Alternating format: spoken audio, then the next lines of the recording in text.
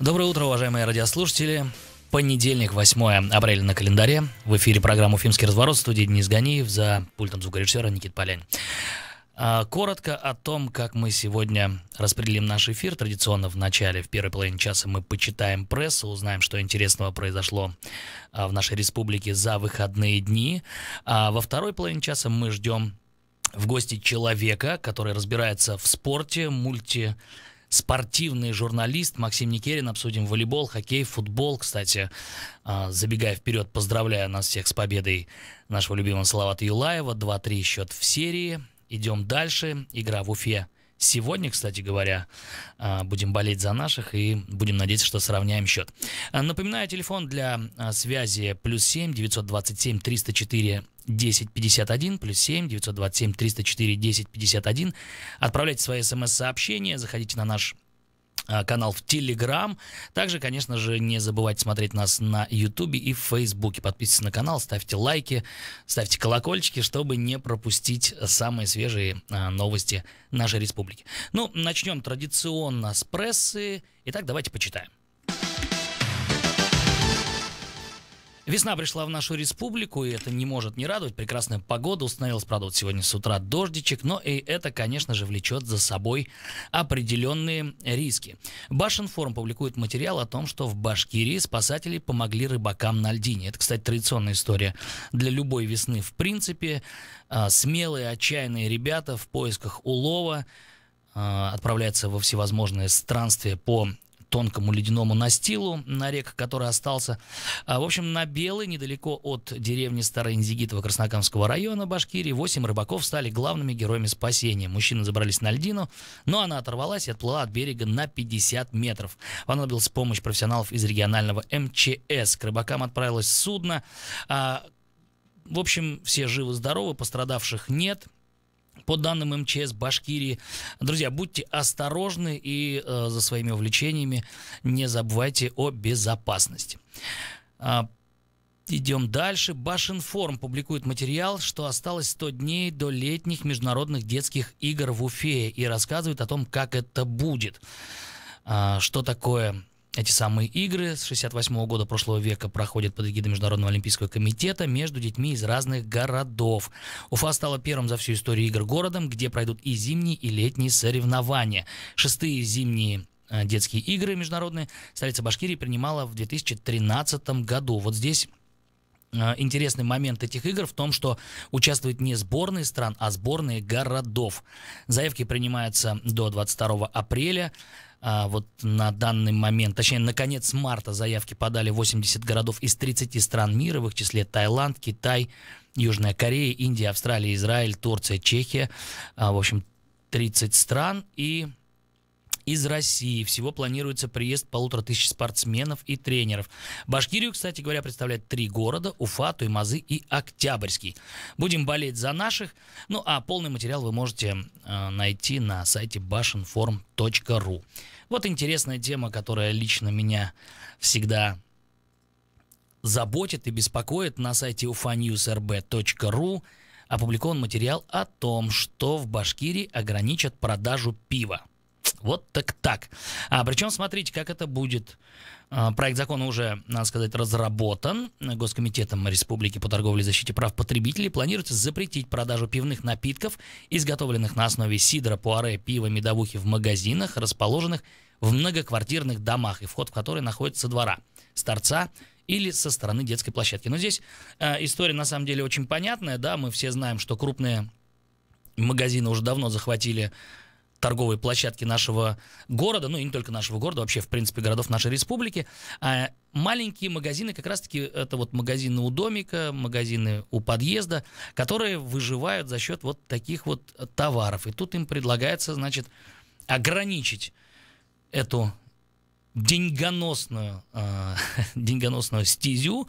Посмотрим, что из этого будет. Уже проект закона разработан, примут его или нет. Ну и вдогонку темы о напитках покрепче. Bash.news публикует материал о том, что в Башкирии главы 2 сельсоветов пришли в суд пьяными. Дарам-парам-пам. Вот так, друзья, бывает и такое. Главы Маканского и Зерганского сельсоветов явились в суд пьяными. Инцидент произошел в марте этого года. По информации издания «Комсомольская правда» в Уфе, в качестве подсудимых фигурировали бывший депутат Хайбулинского района Равкат Галимов и директор МБУ проектно-сметная группа Ирина Юртаева. Заседание пришлось отложить из-за свидетелей, которые явились в суд в нетрезвом виде. Также стало известно, что Хайбияна Шарипова и Рафаэла Галиева решили мандаты. Видимо, за этот проступок лишили двух глав мандата, судя по всему, какого, интересно, депутатского. Ну, раз они главы сельсоветов. В общем, надо разбираться.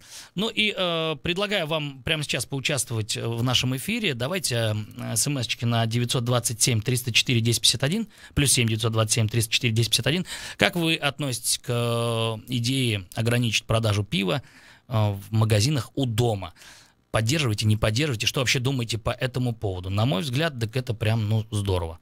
В тот момент, когда ограничили продажу и рекламу сигарет, я не знаю, есть ли статистика, но мне кажется, что это сработало в любом случае, потому что в нашем-то детстве сигареты лежали прям в качестве украшений на прилавках магазина. Так, идем дальше.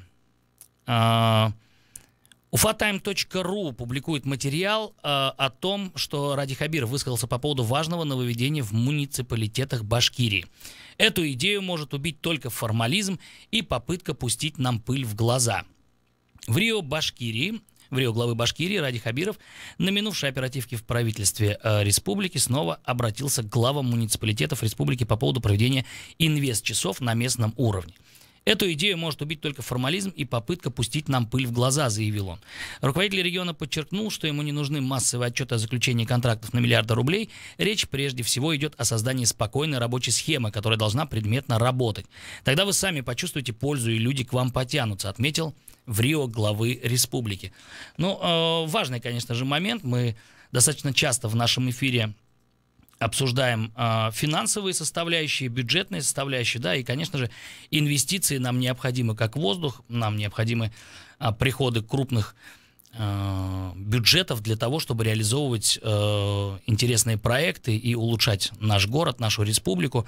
Кстати говоря, так как я отслеживаю информацию в социальных сетях и подписан на некоторых глав регионов нашей республики, по мне, началось движение в этом направлении, стали работать и с предпринимателями главы, и еженедельно проводят эти инвест-часы, на которых рассматривают проекты. Единственное, что, насколько я слышал, вопрос есть в проектах. Не все еще наши люди, предприниматели, умеют готовить правильные, грамотные проекты и думают, что это история такая, что ты написал, а там уж авось, гляди, и где-то да получится. Но не тут-то было, друзья. Работаем, пишем, участвуем и, конечно же, приносим пользу. Большой материал на idelreal.org. Партия «Яблоко» выступила в защиту Айрата Дильмухаметова. Башкирское отделение партии «Яблоко» распространило заявление, в котором выступило в защиту известного политика и публициста Айрата Дильмухаметова, арестованного судом в марте по обвинению в публичных призывах к нарушению территориальной целостности Российской Федерации. В заявлении, в котором политик охарактеризован как ярый борец за демократию, честные выборы за права граждан, постоянно заряженный на идеях достижения счастья и свобод башкир, «Яблоко» отмечает, что хотя взгляды партии Дильмухаметова по некоторым вопросам гражданского общества отличаются, иногда разнятся, не совпадают, партия, тем не менее, выступает против преследования его за взгляды и убеждения. Башкирское отделение партии «Яблоко» считает, что арест Айрата Дильмухаметова является результатом боязни власти Республики Башкортостан, его политических выступлений на предстоящих выборах главы. «Яблоко» потребовало честного в соответствии с Конституцией и законами Российской Федерации рассмотрения дела Дильмухаметова. Большой такой материал достаточно, где напоминает, что он 15 марта был арестован по ходатайству регионального ОФСБ Кировским райсудом Уфы до 6 мая. Предъявлено обвинение по части 2 статьи 280.1 УК РФ. Публичные призывы к осуществлению действий, направленных на нарушение территориальной целостности Российской Федерации. В вину ему, напомню, для тех, кто подзабыл или для тех, кто не знает, сообщу впервые, вменяется прошлогоднее видеообращение к оппозиционерному форуму «Свободной России» в интернете. В общем, почитайте, посмотрите idelreal.org. Огромнейший такой материал. На этом же портале Идель Реал подтопление сработало лишь частично. Или почему Сибая раздражает Радия Хабирова. Материал опубликован. Здесь материал этот по итогам работы Совета по правам человека, о котором мы много раз уже говорили, и представители которого были у нас и в прямом эфире, и были с нами на телефонной связи, тоже в прямом эфире. Что значит здесь нам пишут? Рекомендации президентского совета по правам человека по проблеме экологии Сибая, возможно, уже увидит свет уже в апреле. Об этом Идель Реале сообщил эксперт комиссии СПЧ по экологическим правам Михаил Крейндлин, принимавший участие в выездном заседании Совета в Башкортостане. Наша часть в целом готова, и я надеюсь, что в этом месяце рекомендации будут опубликованы и доведены до сведения общественности республики, сказал эксперт.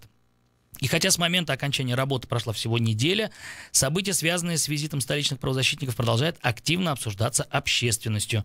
Многие сибайские активисты возлагают на СПЧ и его рекомендации последнюю надежду.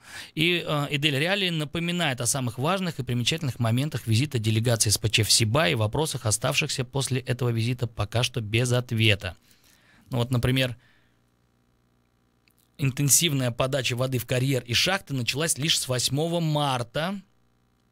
Подтопление закончено, очаги горения остались. И что тут? Ну, в общем, всем заинтересованным предлагаю заглянуть на этот портал, посмотреть, узнать, ознакомиться, ну и, может быть, подчеркнуть для себя что-то новое. Кстати говоря, обращались эксперты СПЧ даже к космическим замерам, которые подтвердили, что в воздухе, в атмосфере превышен процент необходимый, допустимый вредных веществ. Ну, здесь подробно можно почитать. Заходите edelreal.org, дорогие друзья. Ну, а я предлагаю всем нам вот о чем поговорить. В эту субботу, 6, собственно говоря, апреля 2019 года, был объявлен такой субботник, да, массовый субботник, и все предприятия, все организации вышли на субботник. И в связи с этим предлагаю вам немножечко поголосовать. Поголосовать вот по какому поводу. Если вы ходили на субботник, если вы поддерживаете эту идею принудительного субботника, кстати говоря, насколько я знаю, многие главы регионов и городов были обязаны присутствовать на своих местах и обязательно отчитываться о том, что они присутствовали. И социальные сети по хэштегам можно поискать. Так и было сделано. Выложено огромное количество видеороликов, что вот, в общем-то, и люди у власти, руководители тоже принимали непосредственное участие в этом. Если вы считаете, что субботник — это очень здорово, это классное дело, и нужно, конечно же, помогать администрации городов и районов содержать населенные пункты в чистоте, звоните 262 72 47. Еще разок, если вы считаете, что субботники нужны, важны, особенно субботники вот такие организованные, по принуждению, может быть, где-то, 262 72 47. Если вы против субботников, если вы на них не ходите, если вы считаете, что инициатива должна идти от жителей, от души, вот по своей воле, то звоните 262 72 48. Еще разок, давайте. Если вы считаете, что да, надо всем под ружье и наводить порядок, 262 72 47. Нет, мы самостоятельные, сами выйдем, сами уберем около себя, 262 72 48. Голосование. Процесс пошел. Ну вот знаете, на мой-то взгляд, конечно же, и тот вариант имеет место быть. Я все-таки больше склоняюсь, конечно, за то, что мы сами должны быть такими активными, проявлять свою активную гражданскую позицию, наводить порядок там, где мы живем. Ну, например, вот мои соседи и я, собственно, в субботу вышли самостоятельно, навели порядок на детских площадках вокруг вот прилегающей территории. Не составило труда, заняло буквально час с соседями, посмеялись, повеселились, поговорили, пошутили что-то, пообщались, лишний повод встретиться. Но также я видел, вот отслеживая в интернете информацию, что многие вышли, потому что выходить было нужно. Кстати говоря, недавно вот в пятницу, если я ничего не путаю, было сообщение о том, что детей начальной школы отправили первыми на субботник, а первыми на субботнике — это ситуация, когда самый отборный мусор, который остался после осени и весны, из-под снега, это бычки, окурки, пачки и так далее, собственно, убирали дети, которые учатся вот в начальной школе. И одна мама очень возмущалась по этому поводу и даже пыталась поговорить с директором, но все осталось без изменений, и дети вышли. Так, давайте еще разок. Если вы считаете, что субботники по принуждению, вот такие организованные, общие, может быть, не всегда по принуждению, но такие вот прям, скажем, установленные субботники, это здорово, классно, круто и правильно. 262 72 47. Если вы считаете, что субботник — это личное дело каждого, и каждый выбирает сам, в каком он городе, либо селе, насколько чистые улицы он хочет жить, то 262 72 48. Активное голосование, пока все очень плотненько, прям вот доли процентов разделяет два этих варианта. Есть еще время поголосовать. Звоните скорее. Еще разок, если вы поддерживаете организованный субботник, 262 72 47. Если вы не поддерживаете, 262 72 48. В защиту уже, например, первого варианта, что да, поддерживаю, я могу сказать, что настолько людей сложно вообще организовать на что-то, и мы настолько привыкли все, что нам кто-то что-то должен, государство должно нас содержать в чистоте, еще что-то. Понятно, что есть организации, которые за это отвечают, но мы живем в огромном городе, в огромном, и вот физически, мне кажется, за один день привести порядок, в порядок его, это не так-то просто. И тут, собственно, тоже все понятно. Исторически так сложилось, что весной, как только сходит снег, мы все выходим, красивые, праздничные, уходим уже не совсем чистые, праздничные, но, тем не менее, вокруг нас мир становится прекрасней, мир становится чище, город становится чище.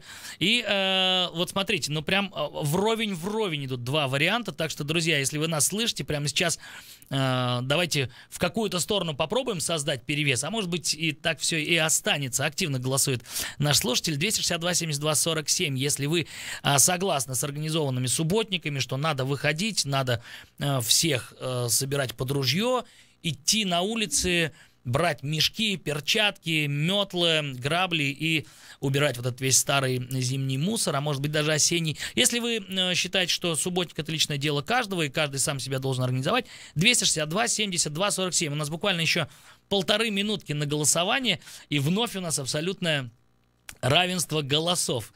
Интересно, чем это все закончится. Давайте еще вот буквально минутку-другую поголосуем. Кстати, по этому поводу вы можете писать нам смс-сообщение на наш смс-номер 927-304-1051. 927-304-1051. Не забудьте вначале поставить восьмерочку, либо +7.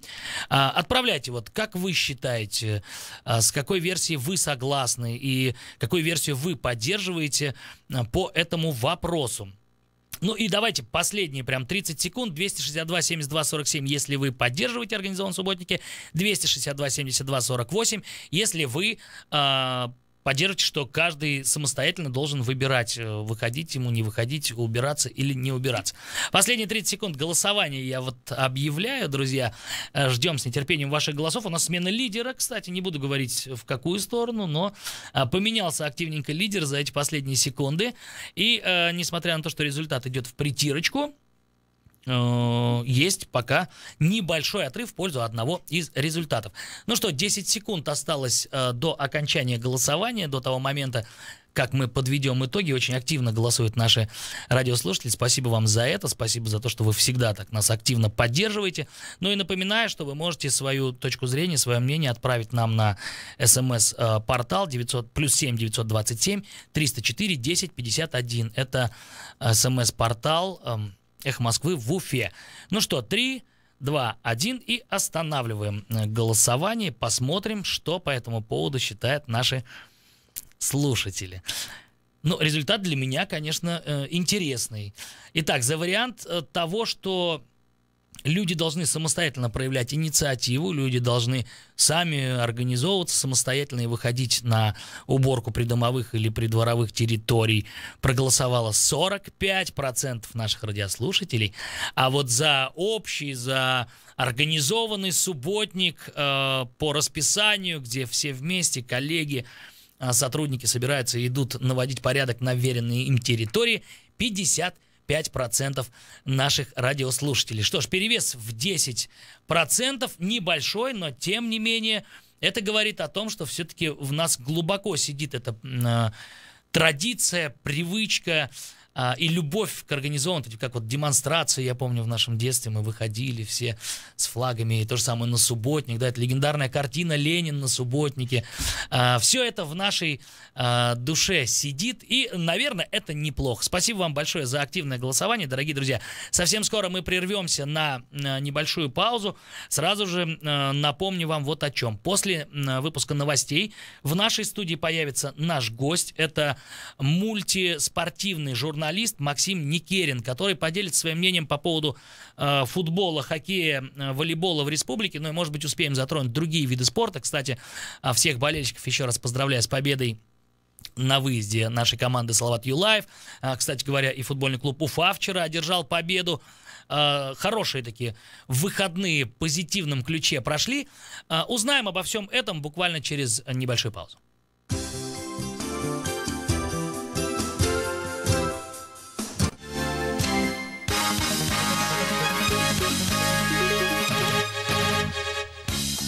В 7:30 в Москве. Здравствуйте, в студии Алексей Гусаров. На Эхе новости. Власти Москвы вместо сносимых пятиэтажек намерены построить высотки, в которых может быть около 1000 квартир. Об этом пишет газета «Коммерсант».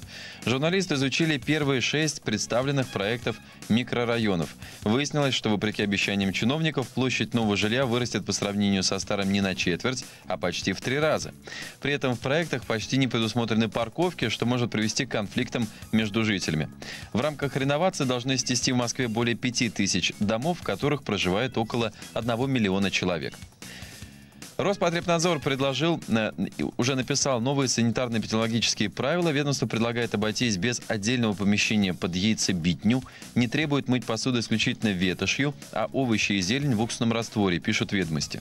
Газета отмечает, что из действующего Санпин убрали наиболее одиозные нормы, но попытка правительства избавить бизнес от бессмысленного регулирования, по мнению издания, провалилась. Мосгорсуд сегодня рассмотрит жалобу на домашний арест бывшего хабаровского губернатора Виктора Ишаева. Страна защиты просит отпустить его под залог в 15 миллионов рублей или разрешить ежедневные прогулки. 70-летний единорос, членство которого в партии приостановлено на время следствия, обвиняется в крупном мошенничестве с ущербом на 5 миллионов рублей. Речь идет о событиях с 2014 по 2017 годы, когда Ишаев был вице-президентом Роснефти. В компании сообщили, что уголовное преследование инициировала служба безопасности Роснефти. Ишаев 13 лет возглавлял Хабаровский край, потом стал полпредом президента на Дальнем Востоке и федеральным министром по развитию этого региона. Работа московских аэропортов будет сегодня временно ограничена из-за подготовки к Параду Победы. Воздушное пространство над Внуково, Домодедово и Жуковским закроют почти на полчаса с 10 часов утра до 11. Как передает агентство «Интерфакс», это связано с тренировками боевой авиации, которая будет задействована в Параде Победы 9 мая. Утверждается, что перерыв в работе аэропортов затронет незначительное количество рейсов. В Москве сегодня простятся с народным артистом России Алексеем Булдаковым. Актеру, известному по роли в фильме «Особенности национальной охоты», было 68. Как передает ТАСС, церемония прощания начнется в 11 часов в Доме кино. Алексей Булдаков будет похоронен на Троекуровском кладбище.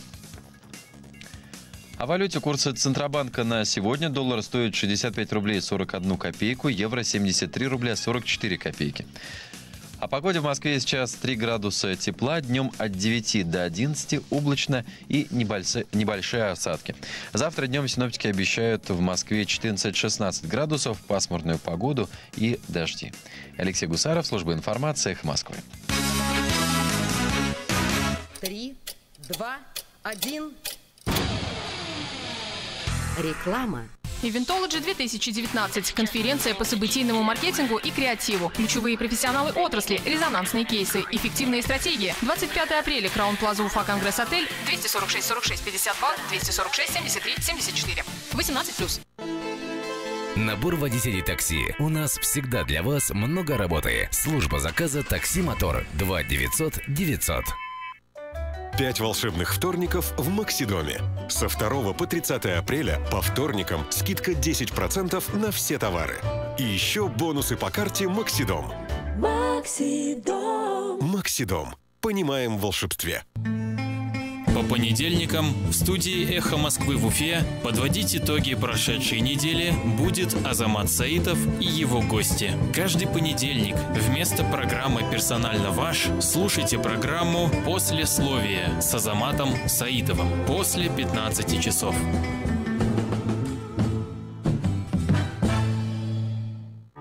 Телефон рекламной службы «Эхо Москвы» в Уфе 216 35 99. Будет реклама, будет и эхо. На то мы и партнеры.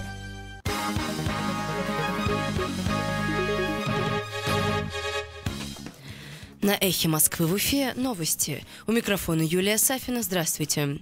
В Башкирии сожгли машину публициста Роберта Загреева. 7 апреля в районе 3 часов ночи неизвестные подожгли машину бывшего политзаключенного. Как рассказал «Эху» сам Загреев, он считает, что мотивом поджога может быть его политическая деятельность и предстоящие выборы. По его словам, камер видеонаблюдения во дворе нет. Поисками злоумышленников уже занимается полиция.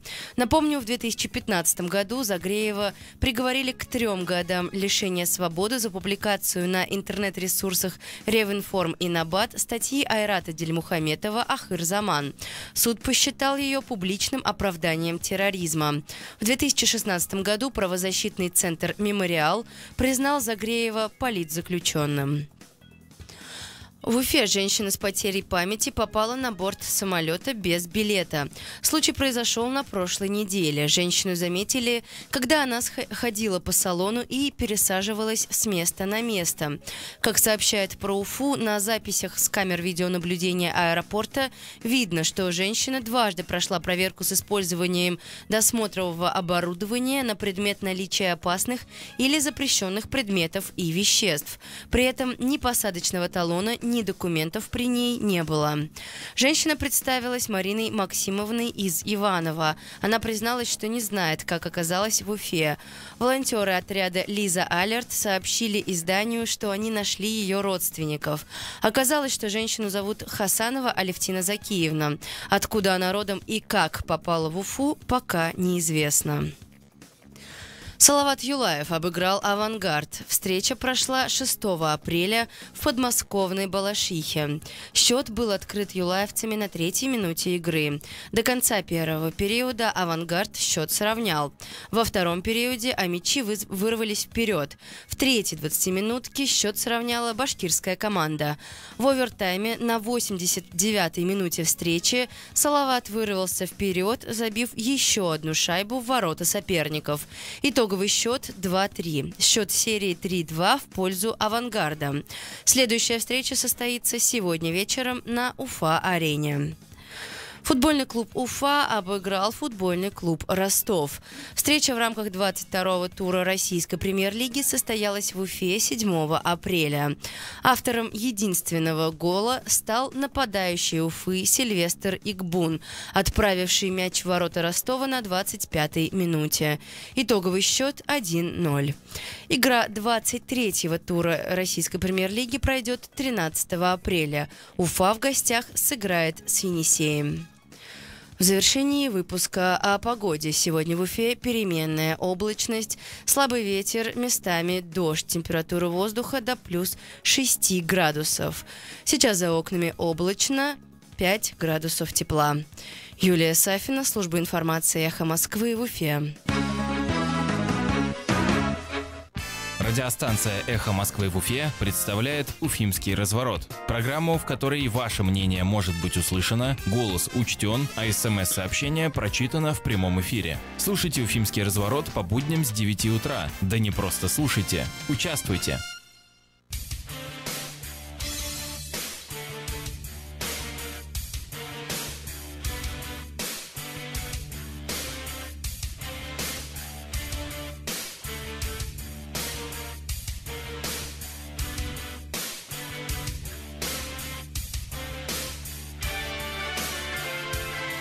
Ну что ж, еще раз доброе утро, уважаемые радиослушатели. В эфире программа «Уфимский разворот». Денис Ганиев, Никита Полянин в студии. Ну и к нам присоединился наш гость, мультиспортивный эксперт, человек, который знает о хоккее, пожалуй, больше и пишет больше, чем другие спортивные журналисты. Также очень внимательно следит и знает информацию о волейболистах, футболистах наших. В общем, обо всем по порядку. Максим Никерин. Максим, наушники могут и не пригодиться. Да, давай я тоже сниму тогда. Да, доброе утро, Денис, доброе утро.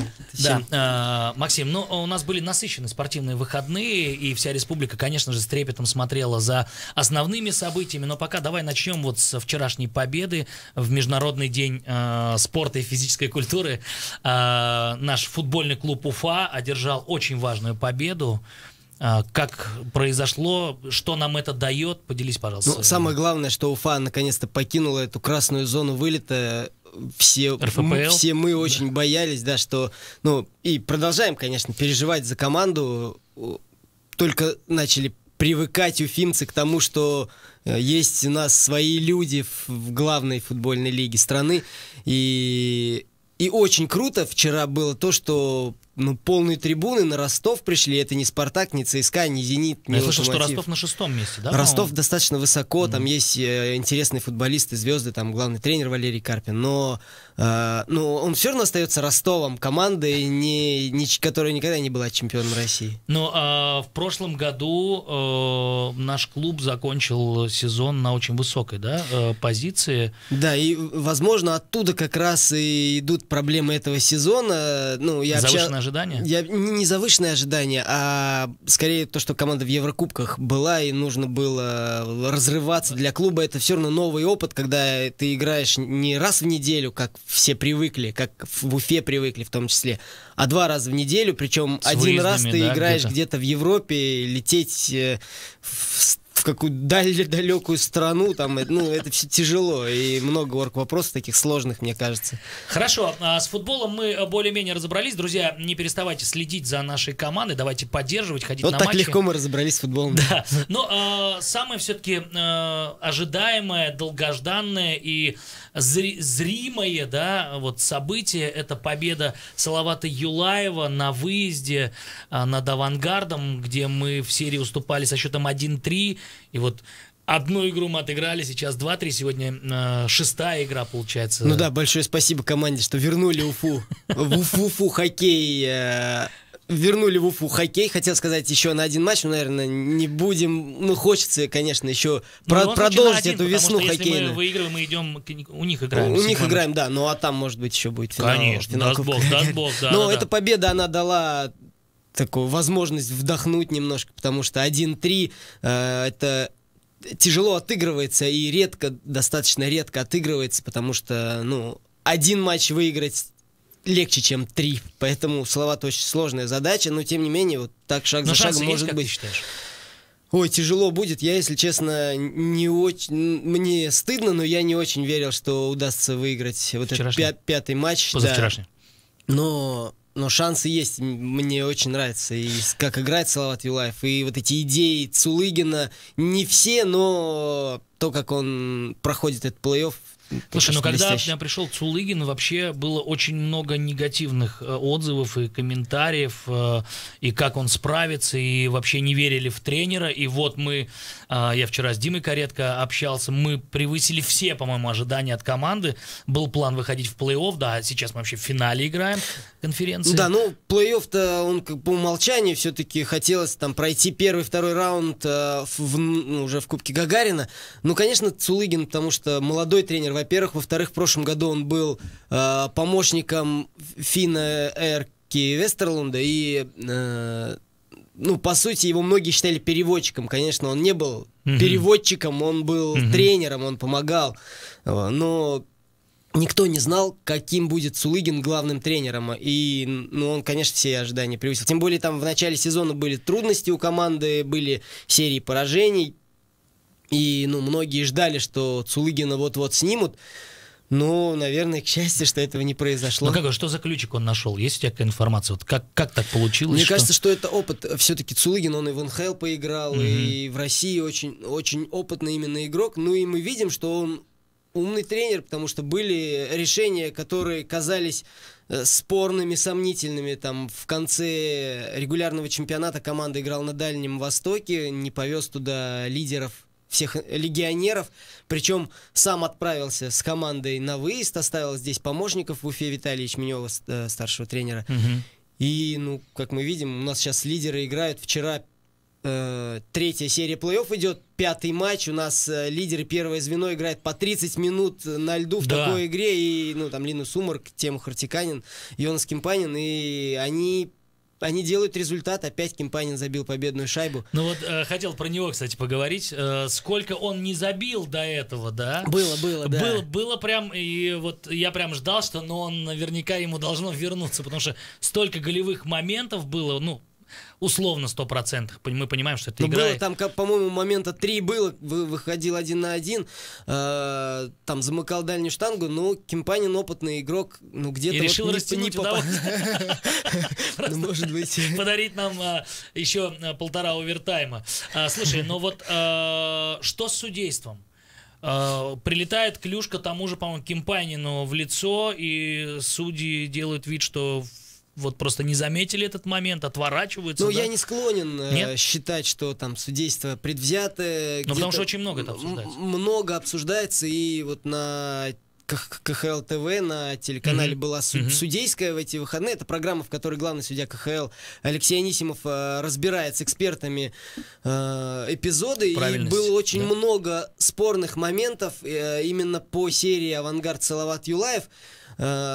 На мой взгляд, не все его объяснения были убедительными, но, в общем-то, логику решений можно было понять.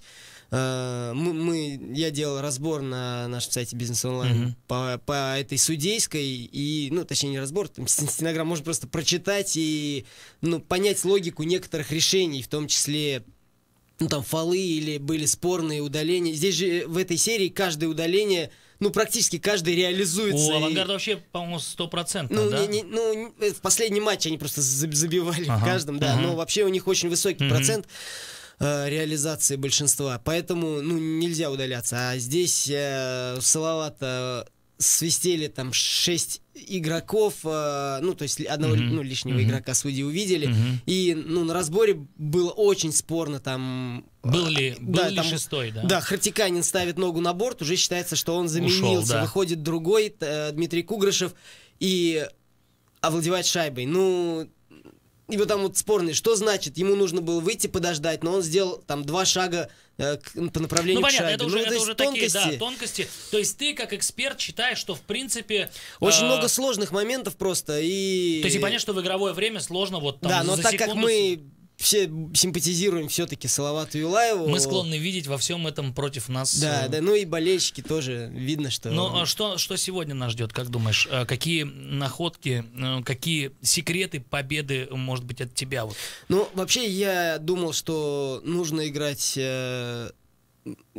меньше думать, если честно, об атаке, больше сосредоточиться на своих воротах, да, ну, на том, чтобы не пропустить, но общался вчера с Михаилом Микеской, чемпион России в составе Салавата в 2008 году он был, и он является экспертом нашего издания, и он сказал, что я ему больше доверяю, чем себе в этом. Он сказал, что нужно больше думать об атаке. Атаковать, вообще, все-таки да, больше бросать, да? И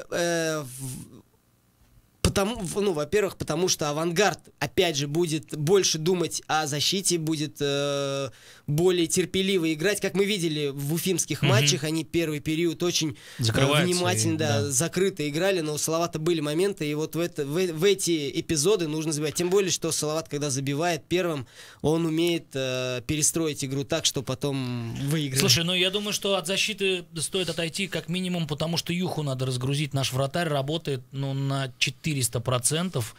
Не знаю, мне кажется, ему нужно просто вот какую-то медаль, может быть, героя. Ну, он медаль одну свою получит, конечно, по итогам сезона. Какую-то уже получит. Да, хочется, чтобы это были самые высокие медали, конечно. Да, Мецела — это герой, и он весь сезон команду тащит. То есть, если у того же Умарка у него была возможность по ходу сезона где-то филонить, где-то не докатывать, хотя в плей-офф Умарк просто, ну, превосходит все ожидания, и он настоящим капитаном стал команды.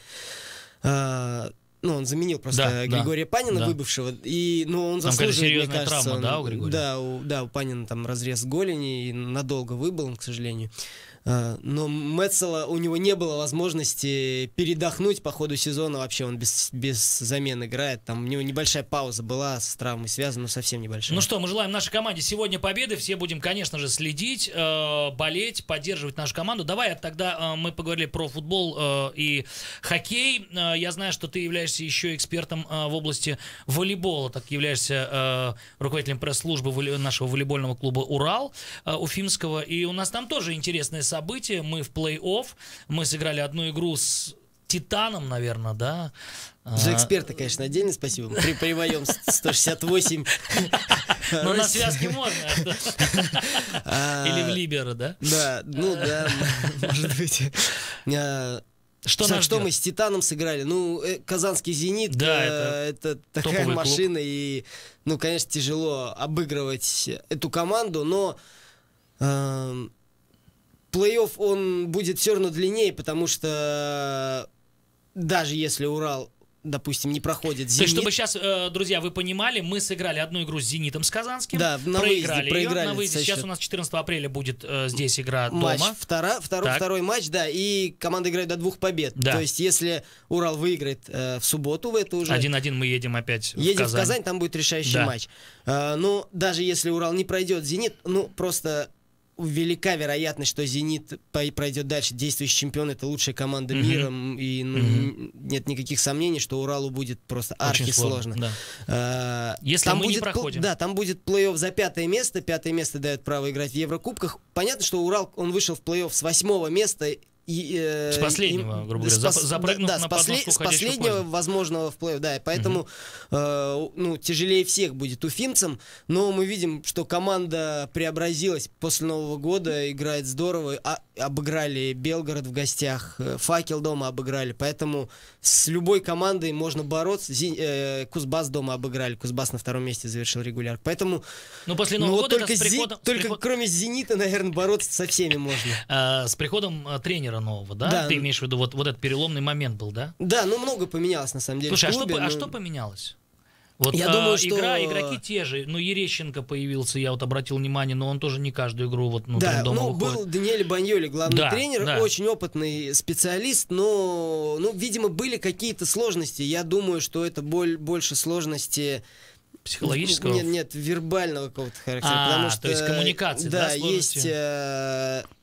языковой барьер какой-то был. Конечно, его тоже все понимали, но, возможно, не все его идеи как-то ему удавалось доносить. Возможно, потому что я эксперт тот еще в волейболе. То есть я могу говорить о чем-то, но вот такие тонкости мне тяжело оценивать. Я волейболом сам никогда не занимался. Так только. Но мы желаем удачи и Уралу в том числе. 14 апреля будем болеть, конечно же. Я думаю, что эта игра — это одно из самых ярких спортивных событий на этой неделе. В один ряд можно с хоккейным плей-офф поставить, потому что казанский «Зенит» — это просто супер топ-команда. Но, кстати, есть новость, что в июне мы опять принимаем международный турнир. Да, Лига наций снова будет в Уфе с 7 по 9 июня. Сборная России 2, по-моему, матча проводит. Сборная России, нет, 3 матча. 3 матча играем, 4 команды приезжают. Это сборная России, сборная США, сборная Италии, сборная Португалии. Отсюда португальцы немного выбиваются, но США... Итальянцы, американцы — это очень сильный сбор. Это топ-3 в мире, и Россия топ-5. То есть 3 команды представляют одни из сильнейших лучших команд волейбольных, да. Да, это будет зрелище я думаю, что Уфа-арена снова будет полная, как и год назад, когда Россия играла с Бразилией. Я смотрел этот матч, да. Было круто и будет круто в этом году, я уверен. Так, мы обсудили основные виды спорта, но не стоит забывать, что у нас еще и баскетбольная команда Уфимец хорошо проводит свои игры. Я знаю, что ты тоже... Кстати, да, они в выходные, в субботу проводили встречу, день болельщика, так называемый, встречу с болельщиками в очень таком веселом формате. Мы в Урале уже лет 8 проводим, наверное, такие мероприятия, или 9, сколько, очень давно. То есть мы приглашаем болельщиков не просто пообщаться с командой, а поиграть вместе. Прям поиграть, да? Да, потому что, есть возможность такого неформального общения, и всегда болельщики кайфуют, игроки кайфуют, и баскетбольный клуб «Уфимец», по-моему, 2-й или 3-й раз проводит тоже такое мероприятие. Повторяю за вами. Ну, пусть повторяют за нами, да, Пусть берут нам хорошие, это конечно, приятно, да, но да, тем да, не менее, конечно. они это проводят, и это очень круто. И, ну, прям... Но ты поиграл тоже? Меня пригласили, большое Серьезно? спасибо за это, да. Ну, 1,68 м ты сказал. Я до кольца не допрыгнул, но было весело все равно смять с большими, с этими гигантами играть. Как у них сейчас обстоят дела? Какая Ну, они стадия вообще там? всех выносят, там немножко им осталось, по-моему, 6 матчей до конца чемпионата, и, по-моему, пару побед всего нужно одержать, чтобы досрочно стать чемпионами. Поэтому они выигрывают эту Суперлигу. Ну, можно уже... они всего проиграли, сколько там? 4 матча из 40 почти. Вот, поэтому можно сказать, что команда уже сейчас готова повесить себе чемпионские медали. Но это Суперлига 2, там баскетбол сложная система. Да. То есть они перейдут во вторую по значимости лигу. То есть это еще не та самая лига, где играет Уникс и так да, далее? не та самая. И, пока непонятно как. Ну, мы видим, что Уфимец очень круто играет, и хочется, конечно, увидеть баскетбол наивысшего уровня. Хотя вот так вот смотришь, когда на Уфимец, кажется, куда выше-то они. Слушай, такие и крутые. от частного к общему мы обсудили виды, отдельный спорт. Как вообще со спортом в республике? Вот ты как человек, который отслеживает события, радует ли тебя та картина, которая вот сейчас по отношению к спорту в республике есть? Мне кажется, нам очень инфраструктуры не хватает. То есть стадион тот же футбольный, он находится очень далеко, очень неудобно вчера добираться. вот полный стадион на Ростове, это, мне кажется, вот показатель того, что уже нужно что-то делать, чтобы был новый стадион. Я общался с руководством футбольного клуба, с президентом клуба. Я знаю, что у них есть проекты, что они очень много работают в этом направлении. Я видел проекты, если они это построят, но там сроки просто такие, пока гипотетические, там в пределах... 2064 года? Ну, поменьше. Ну, там 8 лет, может быть. Но если это будет... просто вышка будет Уфа. Но я был в Саранске прошлым летом вот в рамках чемпионата мира по футболу, и меня удивил, там городок 30 тысяч населения, у них там 4 ФОКа, ледовая арена, вот это сейчас стадион им отгрохали там, на 38 тысяч, по-моему, человек. Ну, у нас будет лучше, я думаю. Во-первых, стадион очень хотят строить крытый стадион. Это прям ключевая позиция. Это значит, что стадион может использоваться круглый год, там проводить концерты. В Уфе нет площадки, на которой могла бы собирать там 30 тысяч человек на каком-нибудь концерте Металлики, не знаю. Вот мы и поняли увлечение музыкальное Максима. Нет, я под вас подставился. Друзья, Максим Никерин у нас в гостях, и у вас есть еще возможность задать вопросы нашему эксперту. +7 927 304 1051 номер для ваших смс-сообщений. А вот что делается в рамках массового спорта? Есть ли у тебя информация? Вот для детей ситуация меняется в лучшую сторону? Появляются ли новые коробки, футбольные поля, закрытые игровые площадки? Да, здесь есть успехи, есть... Тяжело без цифр говорить, о чем-то говорить, но я знаю, что футболисты, во-первых, сейчас у них принимается стратегия, очень крутая, она мне понравилась, по развитию футбола, да, там в каждом районе должно появиться поле, там очень много людей, они хотят вовлечь им как, занятия собственно, в нашем детстве было, да, пока не застроили все эти поля. Ну, у нас поля все-таки были такие, на которых еще коровки иногда гуляли, вот, а сейчас хотят строить прям... То есть прям с искусственным газоном? Поля с искусственным газоном, да, с освещением, там, в волейбольном клубе у нас тоже готовится хорошая, очень интересная стратегия, программа развития школьного волейбола. И уже мы хотим внедрить со следующего сезона это, задействовать практически все школы. Сначала с Уфы начнем. По аналогии с КС-баскет, который проводится. Да. Уличный баскетбол, да? Уличный, школьный. КС-баскет — это лига школьного баскетбола. Они очень круто его проводят на всероссийском уровне. Мы начнем примерно тоже делать на школьном, и мы уже видим заинтересованности школ и, то есть и Министерство образования, и Министерство спорта. Я сейчас вспомнил вновь про волейбол. У нас же 3 человека попали в расширенный состав сборной России, да? Вот как и год назад 3 человека, и в том числе воспитанник башкирского волейбола Егор Феоктистов. Мы очень хотим, чтобы он сыграл в Уфе на Лиге наций. Феоктистов вообще творит чудеса, когда включается. Прям. Да, он очень молодой парень, во-первых. Во-вторых, у нас на наших глазах вот эта легенда, можно сказать. Он уже стал чемпионом Европы в составе сборной России. И это наш пацан, который прошел всю систему волейбольного клуба «Урал». И сегодня играет, он уже бьет все рекорды Урала там, по набранным очкам, по количеству матчей. Несмотря на то, что он еще молодой. Слушай, ну это очень здорово. Вообще здорово, когда наши воспитанники добиваются больших результатов, потому что понятно, что играть с легионерами это очень затратно по деньгам, но всегда есть какая-то вот спокойствие, уверенность, да, когда игроки мирового. Ну да, и вот, возможно, вот эта лига, школьная лига волейбольная, она позволит нам новых феоктистовых как раз дождаться. Дай бог, пусть так будет. Мы следим за спортивными событиями, мы следим за нашими спортсменами, за нашими клубами, анонсируем, что сегодня Салават Юлаев, «Авангард», 6-й матч. Во сколько? В 19:00, так как день рабочий. Все болеем, поддерживаем наших ребят. Там билеты распродали за ночь, за несколько часов. Надо думать, там солдаут полный. Ну, да, со своими стульчиками люди будут приходить на арену. У нас в гостях мультиспортивный эксперт, как тебя представили на одном из спортивных мероприятий. Мне очень понравилось это слово. Максим Никерин. Максим, спасибо, что ты этим утром пришел в нашу студию. Спасибо, что поделился своим видением. Спасибо вообще за то, что ты делаешь, потому что, спорт необходимо освещать нашим мальчишкам, как сказал Михаил Сергеевич Боярский в одном интервью, он сказал: я помню свое детство, все дети играли, когда спросили про чемпионат мира по футболу, что вот в России надо ли было тратить деньги, он говорит: я помню, что мы играли в войнушки, сейчас я иду по дворам, и дети играют футбол. Поэтому пусть будет спорт жив в нашей республике. Максим Никерин, спасибо тебе огромное, Максим. Спасибо, что позвали. Удачи, да. Надеюсь, что мы по завершению этой серии встретимся вновь и обсудим, на кого мы там, кстати, можем гипотетически выйти. Готов сидеть здесь до тех пор. Не знаю, у них 7-й матч будет. Давайте СКА. Все, друзья, спасибо большое. Утренний разворот. Денис Ганиев, Никита Полянин и наш гость Максим Никерин.